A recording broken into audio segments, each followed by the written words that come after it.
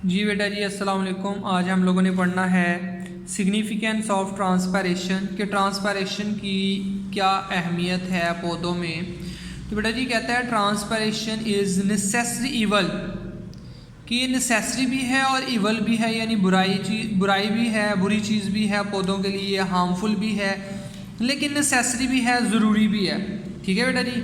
वो कैसे कहता है, हार्मफुल बट अनअवॉइडेबल, कि ट्रांसपायरेशन जो है वो नुकसानदेह है लेकिन अनअवॉइडेबल है, हम इसको अवॉइड नहीं कर सकते। पौधा जो है वो उसको रोक नहीं सकता, पौधा इसको जो है वो ख़त्म नहीं कर सकता। क्यों? क्योंकि इसके बगैर पौधे की जो है वो ज़िंदगी जो है वो पॉसिबल नहीं है। ठीक है बेटा जी। अब मैं एक एक करके आपको बताता हूँ कि ये हार्मफुल भी कैसे है और नेसेसरी कैसे है। बेटा जी हार्मफुल मतलब नुकसानदेह किस तरह से है। देखिए ट्रांसपायरेशन कहता है हार्मफुल इन ड्राउट कंडीशन।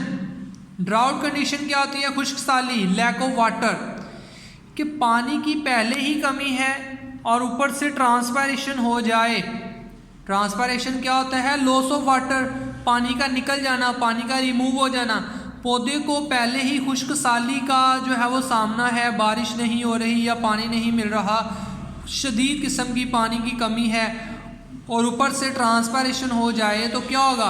कह रहा है ड्राउट की कंडीशन में अगर ट्रांसपायरेशन हो जाए तो प्लांट फेस सीवियर डेजिकेशन, पौधे में सीवियर किस्म की, शदीद किस्म की पानी की कमी हो जाएगी, और इसका नतीजा क्या होगा? रिजल्ट क्या होगा? विल्ट और डेथ। पौधा जो है वो मुरझा जाएगा यानी विल्टिंग हो जाएगी, या फिर उस पौधे की जो है वो डेथ हो जाएगी। बेटा जी इस वजह से जो है ये नुकसानदेह है। ठीक है। और पौधे का बहुत सारा पानी भी जो है वो इसकी वजह से लॉस हो जाता है। ठीक है। अब ये है कि ये नेसेसरी कैसे है।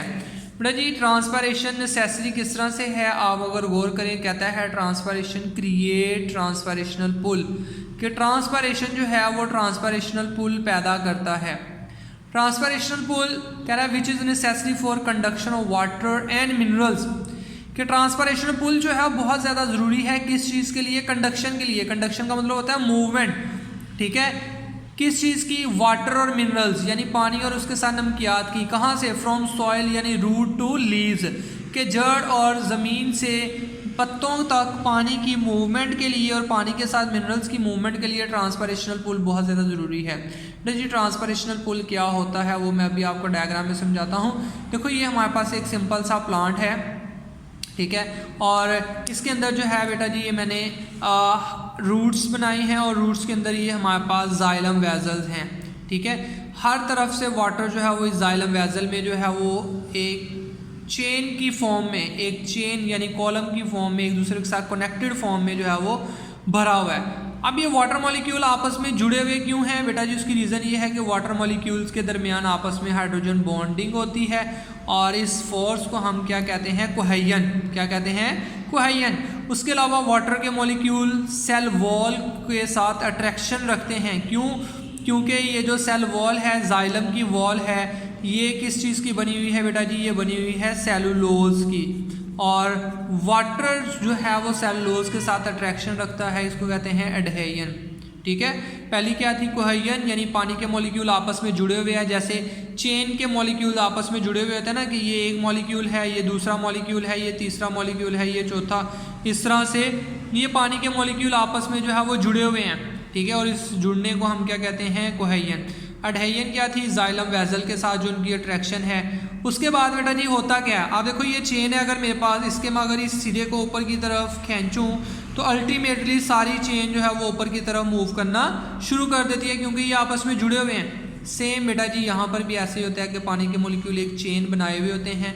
ठीक है। जाइलम वेजल के अंदर जब एक वाटर मॉलिक्यूल ट्रांसपायर करता है, जैसे ही वो ट्रांसपायर करता है वो पीछे वाले को जो है वो एनर्जी प्रोवाइड करता है, उसको खींचता है, यहाँ से उसको खींचेगा, वो उस अगले से खींचेगा, वो उससे नीचे वाले को खींचेगा।